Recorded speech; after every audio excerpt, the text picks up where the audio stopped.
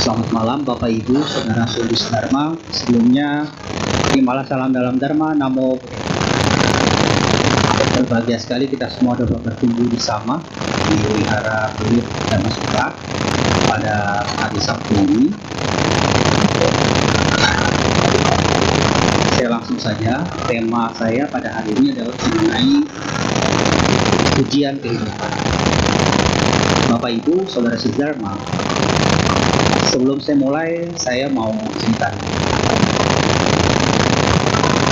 Pada satu hari, di sebuah perusahaan sedang menerima lamaran pekerjaan. Pada saat itu, yang terpilih adalah 8 orang. Ya, ada 8 orang yang terpilih untuk mengikuti tahapan akhir. Jadi ada 8 orang yang mengikuti tahapan akhir. Jadi mereka 8-8-nya masuk ke sebuah ruangan. Ya, masing-masing masuk. Jadi disiapkan mejanya. Jadi mereka duduk di masing-masing meja yang sudah ditetapkan. Kemudian di atas meja itu ada selembar kertas. Ya, ada selembar kertas. Masing-masing punya selembar kertas di atas meja. Kemudian akhirnya masuklah, ya, setelah 8 orang itu duduk masing-masing. Kemudian ada yang masuk, satu orang yang merupakan seorang orang HRD-nya lah gitu. Kemudian si orang ini kemudian mengucapkan kepada saudara-saudara semuanya, kalian semua adalah orang-orang yang sudah terpilih untuk mengikuti tahapan akhir dan untuk menjadi karyawan di perusahaan ini. Tapi ada aturannya. Yang berlaku adalah aturan perusahaan, bukan aturan kalian. Aturannya adalah, yang pertama adalah, jika kalian berbicara dengan saya atau ada petugas, jadi di dalam ruangan itu ada 2 orang petugas di depan pintu, tapi pintu di dalam, ini aja gitu ya. Jika kalian berbicara dengan saya atau dengan petugas, kalian akan didiskualifikasi. Yang kedua, jika kalian keluar dari ruangan ini dengan alasan apapun, kalian akan didiskualifikasi. Yang ketiga, jika kalian merusak kertas ujian dengan alasan apapun, kalian akan didiskualifikasi. Perhatikan kalimat-kalimat saya.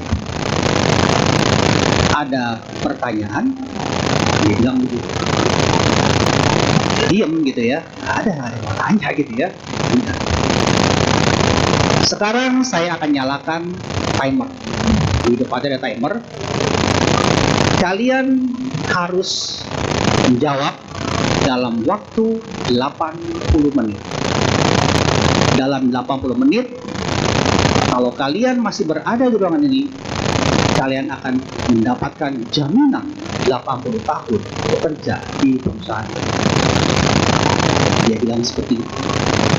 Ya sudah, dia pergi, dinyalakan ya. Jalan. Semuanya bingung, ya. Katanya ada pertanyaan. Ya. Balik kertasnya kosong. Masing-masing melihat kertasnya kosong. Lihat, mana pertanyaannya nggak ada gitu ya. Sampai akhirnya ada satu orang perempuan, ya, penasaran. Dia kan ada pensil tuh ya, kertasnya dipotorin kan, biasanya kan mungkin ada jaretan gitu ya, ada goresan kan kelihatan tuh ya. Ya ketahuan sama penjaganya, kan penjaganya di depan pintu. Akhirnya dia didiskualifikasi karena dia melanggar. Tidak boleh merusak kertas dengan alasan apapun.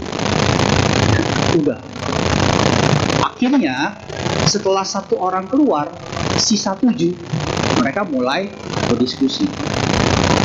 Karena tadinya masing-masing aja gitu. Kenapa? Dia kan mau masuk sebuah perusahaan. Ya, kalau perlu, ya dirinya sendiri yang masuk. 7 orang lain tuh nggak boleh masuk, gitu ya. Jadi mereka masing-masing tadinya. Tapi begitu yang satu sudah dikeluarkan, 7 itu mulai tanya-tanya sana sini gitu ya. Tanya. Ya. Nah, ini ceritanya cukup panjang. Saya singkat. Akhirnya banyak yang kemudian berlaku curang gitu ya, ada yang disuruh pergi gitu ya. Akhirnya singkat cerita hanya ada satu orang wanita yang tetap berada ya, yang tetap ada dan wanita inilah yang akhirnya bisa menjawab setelah dia tahu hanya dia sendiri yang berada di situ. Dia kemudian berpikirnya secara kritis gitu ya, global. Dia ini orang yang kebetulan ya dalam cerita ini adalah orang yang sangat empati ya, berpikirnya rasional. Akhirnya dia tahu. Akhirnya sampai dia lihat ada satu kertas ya yang ternyata Bapak Ibu Saudara-saudara Dharma, inti dari ujian itu adalah pertanyaan yang dikatakan si HRD itu yang tadi. Apakah ada pertanyaan? Ternyata jawabannya tidak ada pertanyaan. Karena ternyata ujiannya itu yang ditanyakan. Apakah ada pertanyaan? Dan memang di kertas itu nggak ada pertanyaannya, kosong, ya, dan kosong. Dan memang tidak ada pertanyaannya. Ya kalau nggak ada pertanyaannya, jelas tidak banyak, ya. Jadi Bapak Ibu, ini sebuah film, ya. Judulnya adalah Exam. Tidak ada di bioskop, tapi film ini bagus, gitu ya. Exam tahun 2009 menceritakan 8 orang yang bersaing untuk masuk sebuah perusahaan. Jadi kalau nanti cari di YouTube ya filmnya bagus gitu ya. Dan inilah ternyata Bapak Ibu Saudara Dharma sesuai dengan apa yang dalam kehidupan kita dipandang dari sudut dharma. Bapak Ibu Saudara Dharma, dalam kehidupan kita banyak sekali yang mau ditanyakan. Banyak sekali pertanyaan-pertanyaan yang memenuhi pikiran kita. Banyak yang mau ditanyakan. Tapi kadangkala ya, fokusnya adalah kepada pertanyaan, bukan kepada jawaban atau solusi. Pangeran Siddhartha juga banyak pertanyaan sebelum menjadi Buddha. Banyak pertanyaan ya. Ketika beliau keluar dari istana, kenapa ya ada orang sakit? Kenapa ada orang tua? Ya? Kenapa ada orang meninggal? Banyak pertanyaan. Tapi bukan hanya sampai di situ.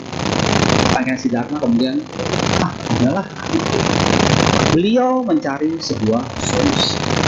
Yang akhirnya beliau mencapai penerangan sempurna, di mana muncullah di mana ada 4 kebenaran beliau, bahwa hidup adalah penderitaan.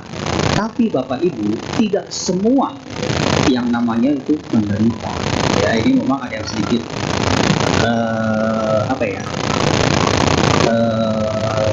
kalau dalam bahasa Palinya itu memang duka itu ditranslate ke bahasa Inggris jadi suffering.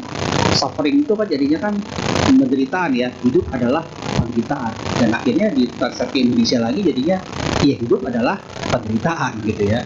Sebenarnya arti duka itu bukannya penderitaan gitu ya, penderitaan, tapi adalah suka duka yang memang ya silih berganti gitu ya. Jadi pengertiannya seperti itu ya. Ya karena memang ini translate-nya dari bahasa Pali kemudian ke bahasa Inggris, dari bahasa Inggris ke bahasa Indonesia. Ya. Sama kalau kita Mandarin gitu ya, dibaca ke bahasa Inggris dulu baru ke bahasa Indonesia. Jadi bisa terjadi perbedaan makna. Nah, jadi Bapak Ibu Saudara Sedharma, kehidupan kita ini sebenarnya adalah sebuah ujian. Hidup ini adalah sebuah ujian, di mana apapun yang kita dapat itu adalah hasil dari apa yang sudah kita lakukan. Apa yang sudah kita lakukan. Buddha mengajarkan kita agar kita bertanggung jawab terhadap apa yang sudah kita lakukan, bukan melemparkan tanggung jawab kepada orang lain. Bapak Ibu Saudari Sedharma, jika kita memegang secangkir kopi, kemudian disenggol, kopinya jadi tumpah. Pertanyaannya, kenapa kita menumpahkan kopi? Kita lagi pegang secangkir kopi, disenggol, menumpahkan kopi. Pertanyaannya, kenapa kita menumpahkan kopi? Mungkin jawabannya karena disenggol gitu ya. Karena disenggol, kita menumpahkan kopi. Bapak Ibu Saudari Sedharma, kenapa kita menumpahkan kopi? Karena cangkirnya isinya kopi. Kalau cangkir isi kopi disenggol, keluarnya teh sulap namanya gitu ya. Dia megangnya secangkir kopi disenggol kok jadi teh gitu, jadi susu kok jadi susu gitu ya. Bukan itu ya. Jadi sebenarnya apa? Kalau seperti itu berarti kita masih memandang orang lain yang salah, disenggol ya. Tapi tidak melihat ke diri sendiri. Cangkir itu adalah ibarat pikiran kita, diri kita. Tinggal bagaimana diri kita mau diisi sama kopi, diisi sama teh, diisi dengan yang lain, diisi dengan kebaikan, diisi dengan keburukan, semuanya bisa terjadi. Kenapa Bapak Ibu Saudara Sedharma? Karena ketika hidup ini mulai sudah dari kita lahir, mungkin waktu itu kita belum berpikir apa-apa. Tapi setelah besar, kita mulai sudah bisa membanding-banding. Apalagi anak sekarang, masih kecil saja sudah bisa membanding-bandingkan. Bisa membanding-bandingkan. Kenapa? Karena era sekarang modern. Sejak kandungan saja, mamanya aja sudah nonton YouTube. Gitu ya. Jadi udah meresap tuh. Udah lahir, masih kecil, sudah nonton YouTube, nonton handphone, nonton apa, banyak. Ya. Malah anak kecil sekarang mungkin lebih bisa bersifat kritis. Ya. Masih bisa bersifat kritis. Saya pernah cerita di sini ada seorang anak, kebetulan memang agamanya bukan Buddha, ya. Jadi waktu itu saya sedang pergi sarapan, kemudian lagi pas mau makan, ya papanya bilang, berdoa dulu sebelum makan. Apa yang dijawab oleh anaknya? Bapak aja nggak berdoa. Ya udah gitu ya. Jadi suruh berdoa. Nah, anak sekarang akan semakin kritis. Ya. Jadi Bapak Ibu Saudara sekalian, kembali lagi di cerita itu. Ya, seorang wanita yang akhirnya lolos ujian karena dia memang berpikirnya kritis dan rasional. Dia berpikir secara logik. Ya. Sama seperti tadi, kan sudah dibilang, perhatikan kalimat saya. Ternyata, yaitulah pertanyaan, apakah ada pertanyaan? Jawabannya tidak. Nah, dalam hidup kita ini kadang sering juga seperti itu. Kita kadang-kadang tidak memperhatikan apa yang sedang terjadi. Kalau orang lain berbicara, kita tidak berusaha mendengar, tapi berusaha bagaimana menjawab balik, gitu ya. Padahal kan kita harus dengarkan dulu, baru kemudian bisa menjawab. Nah, inilah dia Bapak Ibu Saudara Sedharma, pentingnya bagi kita bagaimana kita bisa menerima ujian kehidupan. Buddha mengatakan hidup memang adalah penderitaan, tapi bukan berarti tidak bisa diatasi. Kenapa hidup ada penderitaan? Karena adanya nafsu keinginan, karena adanya tanha. Dimana kalau ada nafsunya terjadi dan itu tidak terpenuhi, akibatnya akan menjadi penderitaan bagi orang. Nah, jadi apakah kalau begitu, ya agama Buddha itu boleh nggak menyukai gitu ya dengan sesuatu? Boleh, tapi yang tidak boleh adalah melekat. Boleh kaya, boleh gitu ya. Boleh jadi sukses, ya boleh. Tapi sekali lagi adalah ada usaha yang benar. Jadi tidak dilarang. Kalau itu sampai terjadi, ya terima konsekuensinya. Jadi tidak kalau melakukan ini bisa seperti ini, tidak. Ya. Tapi lebih kepada konsekuensi. Itulah diajarkan oleh Buddha agar kita memang bersih, mau menerima konsekuensi apa yang sudah kita lakukan. Nah, dalam ujian kehidupan ini, mari kita bersama-sama ya, berusaha bagaimana kita bisa menikmati kehidupan kita dengan sebaik-baiknya. Bapak Ibu Saudara Dharma, dalam kehidupan kita ada 3 perjamuan besar. Ada 3 perjamuan besar. Yang pertama, ketika kita lahir. Yang kedua, ketika kita menikah, married. Yang ketiga, pada saat kita menikah. Yang pertama, pada saat kita lahir. Pada saat kita lahir, orang tua kita mengadakan perjamuan besar. Kan kalau anak sudah 1 bulan kan perjamuan tuh ya, dikasih kue atau apa. Tapi dalam perjamuan itu kitanya tidak ikut makan. Ada yang ikut makan kalau waktu itu perjamuan masih 1 bulan. Nggak ada yang ikut, cuma mau nonton aja mungkin nggak tahu gitu ya, masih 1 bulan. Jadi kita nggak ikut makan. Yang kedua, pada saat married. Pada saat married, kalau tadi nggak ikut makan. Yang pada saat married nggak sempat makan. Ada yang udah married, ada yang belum. Nanti kalau yang belum coba rasain kalau married, nggak sempet makan gitu ya.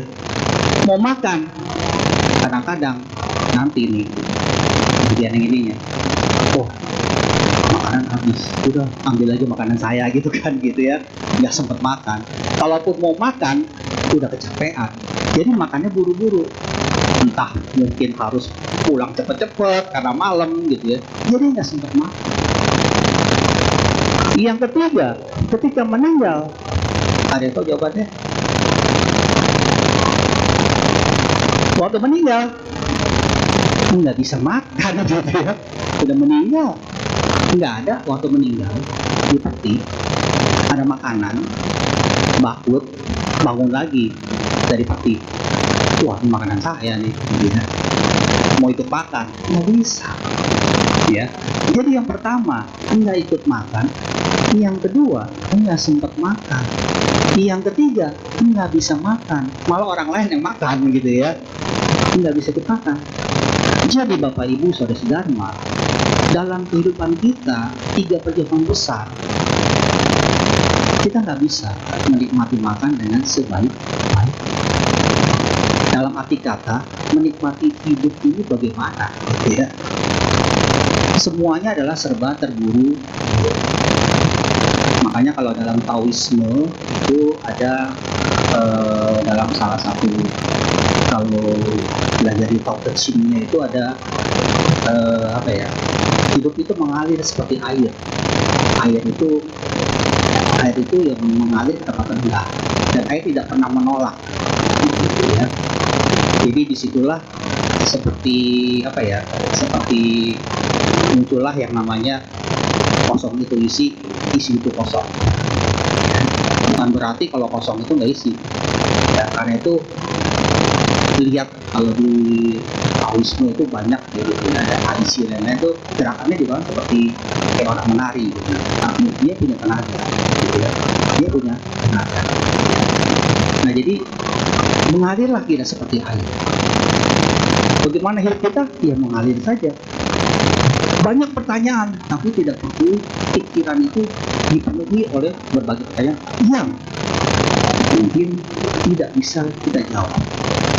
Atau mungkin jawabannya bukan dalam kehidupan yang sekarang, tapi dalam kehidupan yang berikut. Ada yang tahu dulu pernah kelahiran sebelumnya? Tapi saya yakin Bapak Ibu pernah lahir di alam sorga. Kenapa? Karena kalau tidak pernah lahir dalam sorga, yang namanya pelihara kayaknya enggan gitu ya. Dan Bapak Ibu adalah orang-orang terpilih karena masih mau mengenal Dharma. Jadi kalau sekarang banyak orang-orang di belahan barat yang kemudian masuk agama Buddha, bisa jadi mungkin kehidupan sebelumnya dia pernah beragama Buddha. Dia lahir sekarang, dia tertarik dengan Dharma, tertarik dengan agama.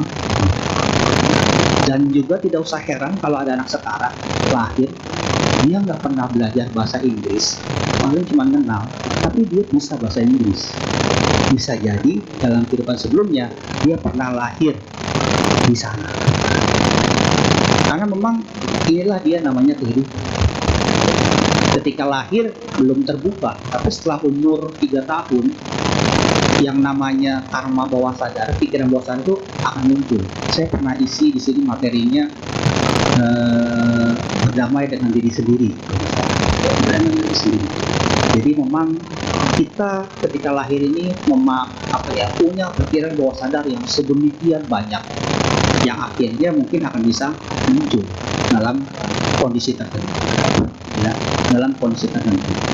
Makanya kalau misalnya Anda belajar meditasi, satu saat mungkin bisa melihat kelahiran sebelum. Dan itu karena memang sudah ada. Tapi tidak semua orang mungkin pada saat ini dia nggak tahu. Ya, dan ini tidak tahu. Dan yang namanya, nah inilah konsep dalam kita menerima kehidupan dalam ujian ini. Tidak semua kita menerima, kalau saya menerima sebuah ujian, itu adalah berkah. Tapi kalau saya menerima sebuah hinaan, itu bukan berkah. Gitu ya. Pikiran seperti ini juga tidak boleh. Kenapa? Karena ketika kita menerima hal yang tidak menyenangkan, bisa jadi karma buruk kita sedang dibayar. Kita sedang membayar karma buruk. Jadi kalau ada ya sudah gitu ya, memang sudah terjadi, kita tidak bisa menolak.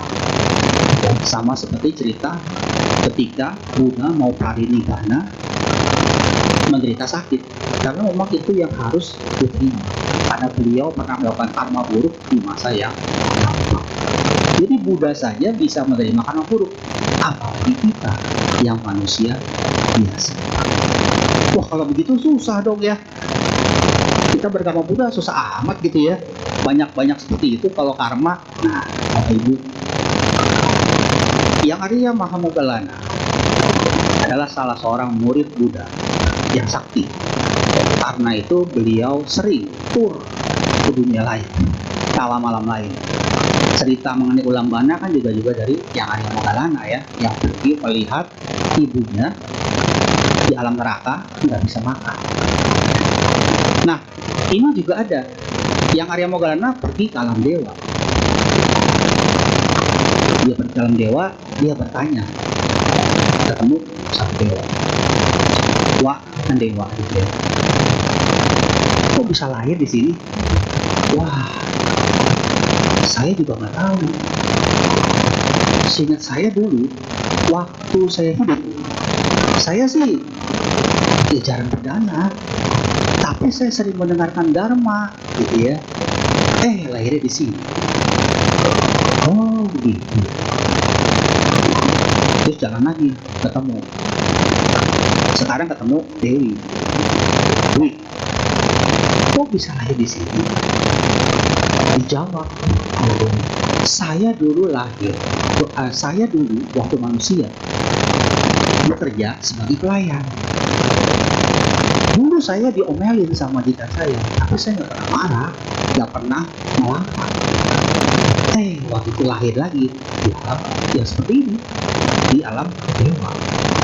Oh, ada lagi dia ketemu, dia tanya lagi, kenapa lahir di alam dewa? Dijawab, saya dulu, saya pernah memberikan dana, ya, tapi pada saat itu orang itu memang membutuhkan dana itu. Nah, lahir dalam dewa. Wah, kemudian yang Arya Mahamogalana bingung, kok cuma melakukan itu kok bisa lahir di alam dewa ya gitu ya, sampai sedemikian bisa lahir di sorga gitu ya. Akhirnya beliau menghadap, beliau bertanya, apakah benar gitu ya, apakah benar orang melakukan hal seperti itu kok bisa di alam dewa? Akhirnya Buddha menjawab, anakku, mengapa kamu bertanya? Apakah kamu tidak melihat dan mendengar apa yang dewa-dewa itu katakan? Kemudian Buddha membabarkan Dhammapada syair 224 yang berbunyi, hendaknya orang berbicara benar, hendaknya orang tidak marah, hendaknya orang memberi walaupun sedikit kepada yang membutuhkan. Dengan 3 cara ini orang dapat pergi ke hadapan para dewa. Jadi kalau dibilang agak mudah susah masuk surga, enggak gitu ya. Bagaimana ya? Ya itulah dia, dengan kita melakukan hal-hal yang memang kalau memang itu bisa dilakukan, ya kita lakukan. Ya. Jadi tidak salah kalau dibilang, wah agama Buddha, orang Buddha itu susah lah itu surga. Surga kita banyak loh, gitu ya. Surganya banyak, ya. Ada 6 ya, yang rupa, ya, rupa loka, ya. Dan arupa lokanya juga banyak. Ya, arupa loka itu dalam yang tidak berbentuk.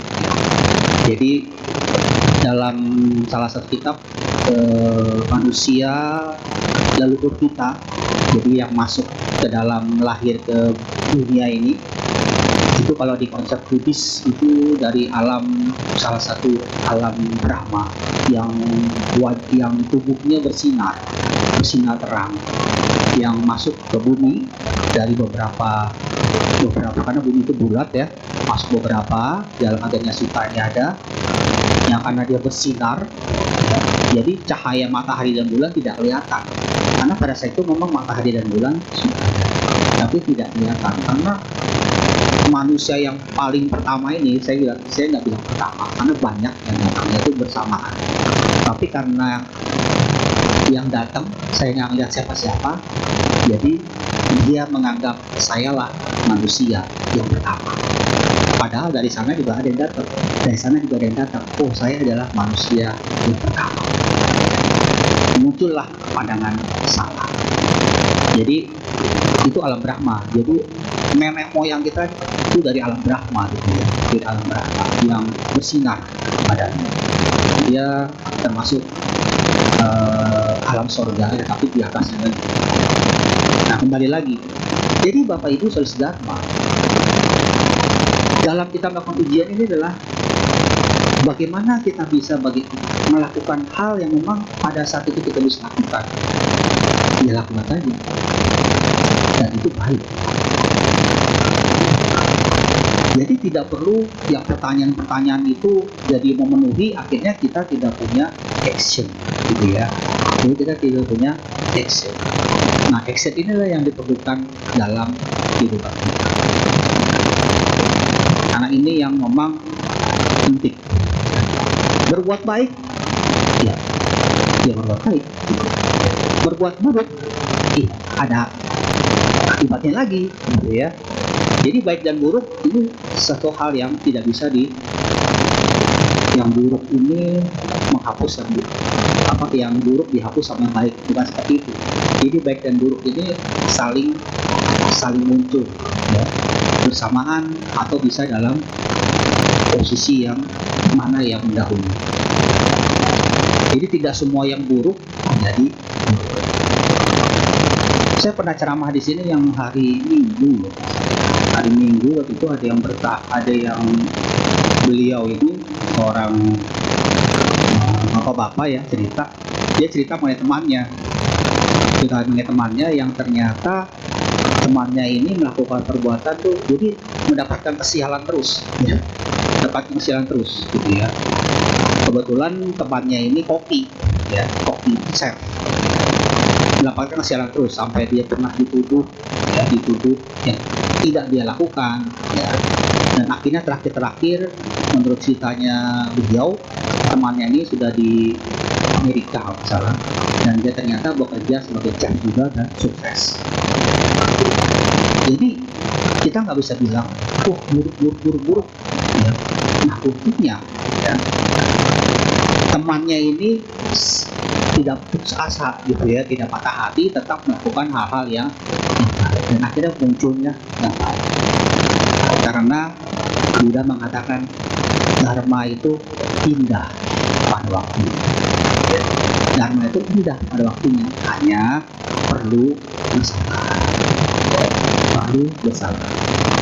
Kalau kita berdoa bukan berarti tidak terpenuhi, tapi karena mungkin kondisinya belum tercapai.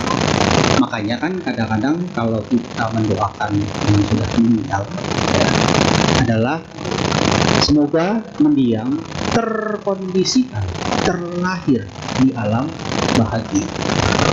Jadi kalau beliau yang meninggal ini mempunyai karma baik, suatu saat diingatkan kembali, dia mengingat perbuatan-perbuatan baiknya, otomatis dia terlahir di alam yang bahagia. Tapi kalau tidak punya sesuatu yang baik, kan sulit gitu ya. Karena itu dalam kehidupan kita ini banyak-banyaklah kita sering-sering yang berbuat ya, mana yang kita bisa lakukan itu aja ya. Jadi nggak usah banyak-banyak pertanyaan, malah mungkin bisa bertanya, Bante atau Romo, kalau baca parita mana yang paling bagus? Ada yang pernah nanya gitu ya. Soalnya parita banyak gitu, mana parita yang bagus? Parita, mantra, Ching atau Keng, semuanya bagus. Hanya tergantung kitanya lebih nyaman yang mana. Udah itu aja. Ya. Nyaman yang mana? Saya sukanya cuma baca mantra. Ya, baca mantra Om Toko gitu ya. Bapak Ibu, Muciren, mereka baca mantra. Namyo Horeng Inkyo. Itu sebenarnya apa? Ya, Namo Amitabha Buddhaya. Bahasa Jepang gitu ya. Mereka nyaman baca itu, dan itu sering juga. Ada yang suka baca parita Karania. Ya, nyaman nggak? Dan ingat nggak? Karania mata kusalena yantang santang pada bisa meja sako ujuce suwaco jasa mudu anati badi. Ya saya suka itu. Sudah, jalankan aja. Kenapa? Kita bisa menentukan kehidupan kita, tapi apakah kita bisa tetap mempertahankan pikiran kita sedemikian baiknya supaya pada saatnya kita memang siap untuk itu. Itu aja. Ya. Di wihara berbuat baik. Contoh, mau datang aja kan pasti nama budaya, gitu kan ya. Nama budaya. Gimana sehat gitu ya? Sehat gitu loh. Ya. Sudah mengucapkan 2. Sini yang hadir ada 50. Berarti 49 kali 2 mengucapkan mantra. Jadi berbuat baik gitu ya.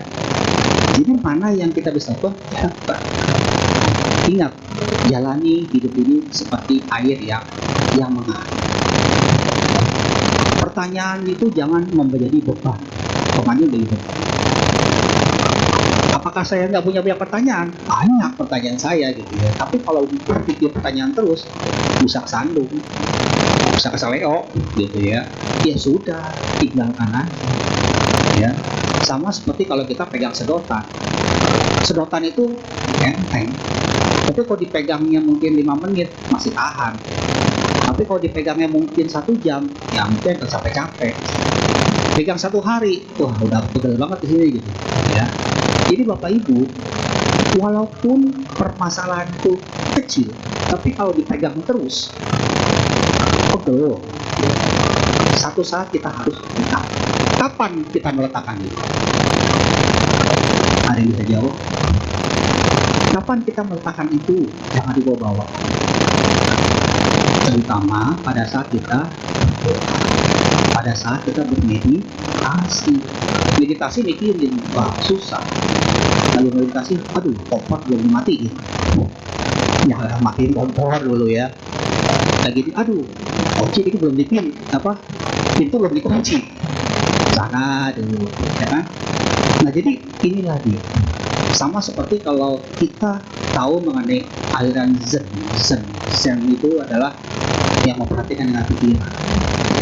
Memperhatikan dengan pikiran. Jadi kadang-kadang suka duduk menghadap tembok, suruh meditasi.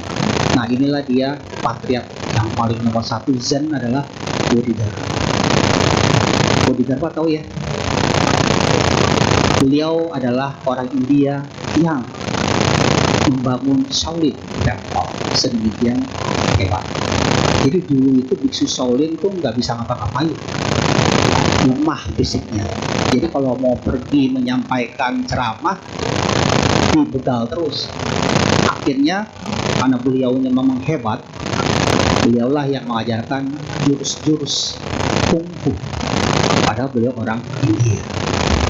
Nah inilah dia kemudian, karena beliau ini sebelum sampai ke Shaolin, beliau tuh bertapa menghadap gua, di dalam gua menghadap bukit.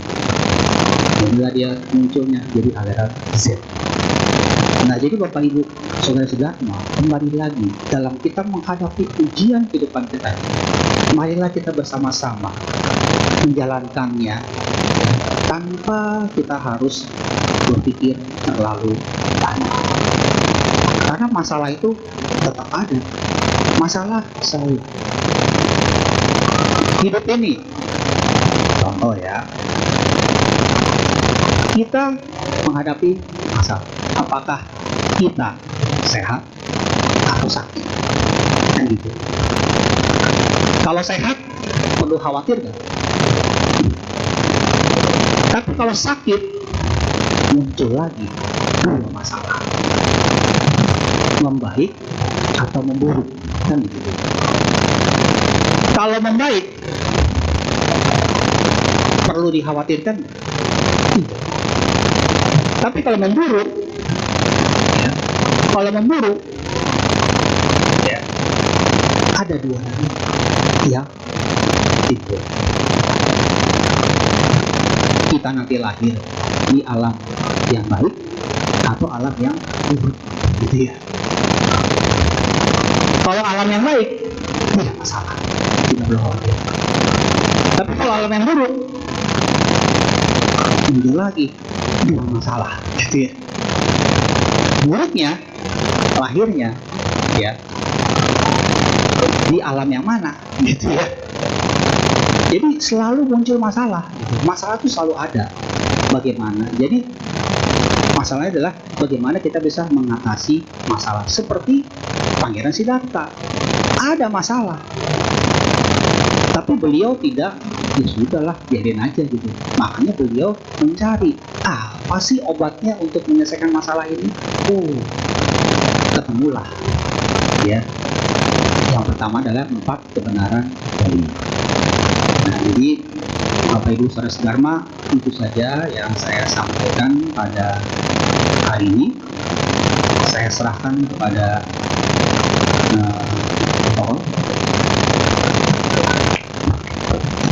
Baik, demikianlah bimbingan Dharma kita pada malam hari ini yang telah disampaikan oleh Romo Iwan Setiadi.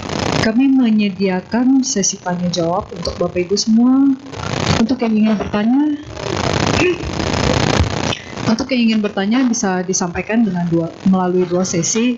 Yang pertama bisa bertanya langsung, dan yang kedua bisa melalui kontak WhatsApp atau chat di WA di nomor 0811 9921 098. Saya ulangi sekali lagi di 0811 9921 098. Sambil menunggu pertanyaan yang masuk, kita akan menyanyikan satu buah lagu bersama-sama.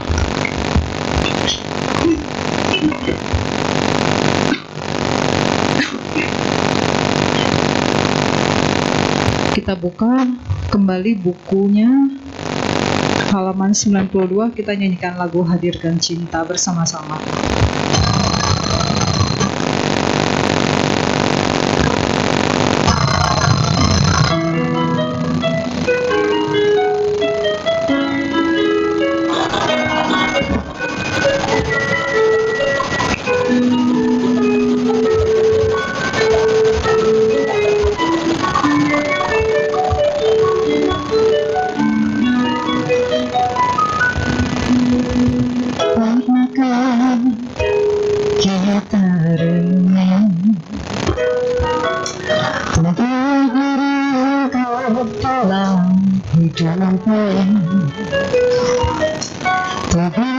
Tebarkanlah cinta kasih di lubuk hati agar bahagia terjadi.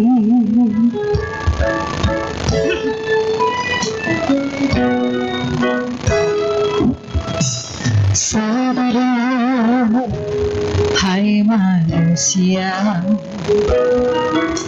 berpikir agar bahagia.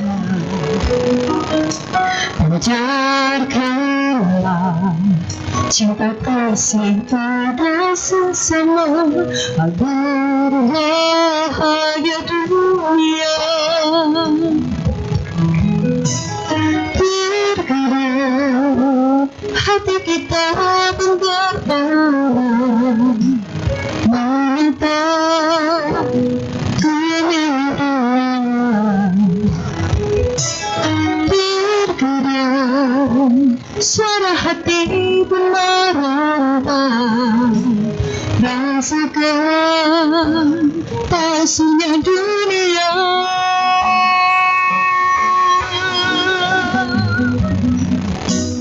Hadirkan cinta, satukan rasa di dada, pancarkan kasih pada sesama, bahagialah semesta. Jauhkan diri dari amarah di hati, agar seluruh alam berseri menyambut indahnya dunia dunia.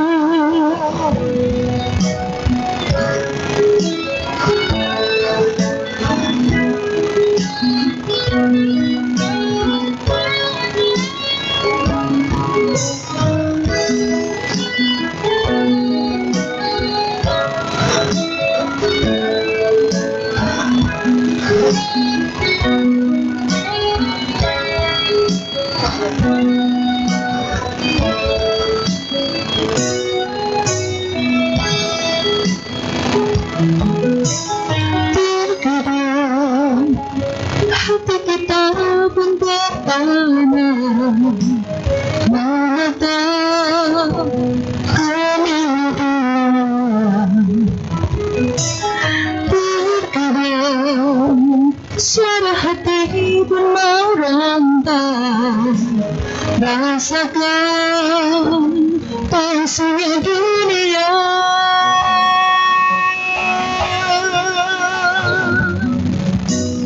Hadirkan cinta, satukan rasa di dada, pancarkan kasih pada sesama, bahagialah semesta. Jauhkan diri dari amarah di agar seluruh alam berseri menyambut indahnya dunia ini cinta. Satukan kuasa di dada, pancarkan kasih pada sesama, bahagialah semesta, jauhkan diri dari amarah hati, agar seluruh alam berseri menyambut indahnya dunia ini.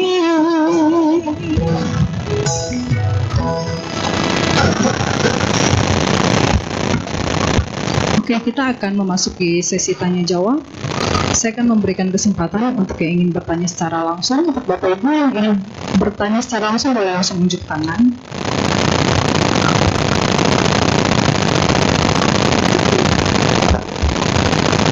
Baik, yang ingin bertanya secara langsung saya tunggu 3 jam lagi. Dan yang dari WhatsApp juga belum ada yang masuk ya.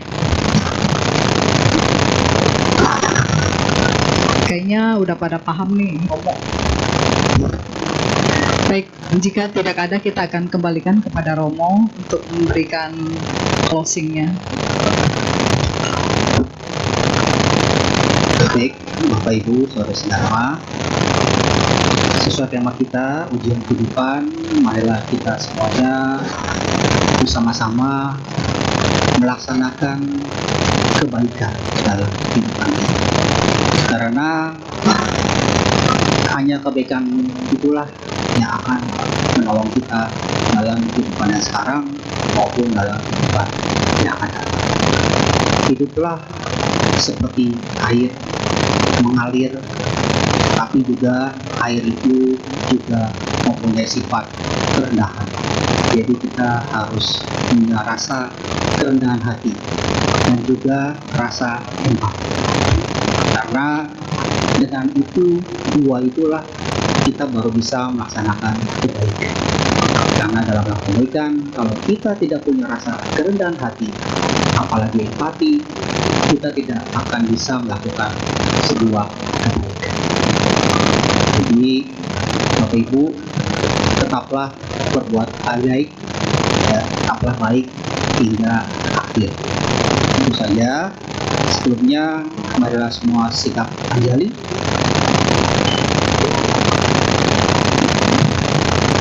Yang kincira tenang loke, wijati wiwidang putu, ratanang buddha samanati, tasma soti bawan pute.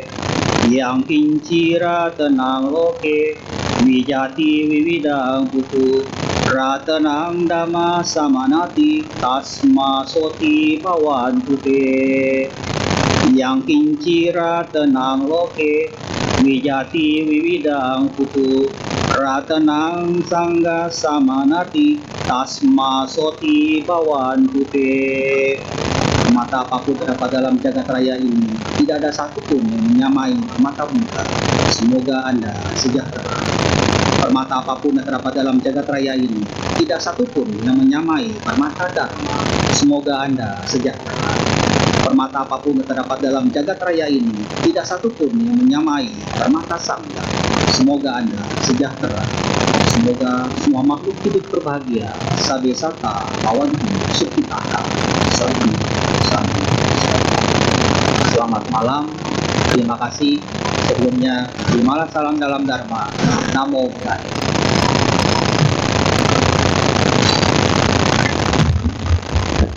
Demikianlah sesi tanya jawab kita pada hari ini.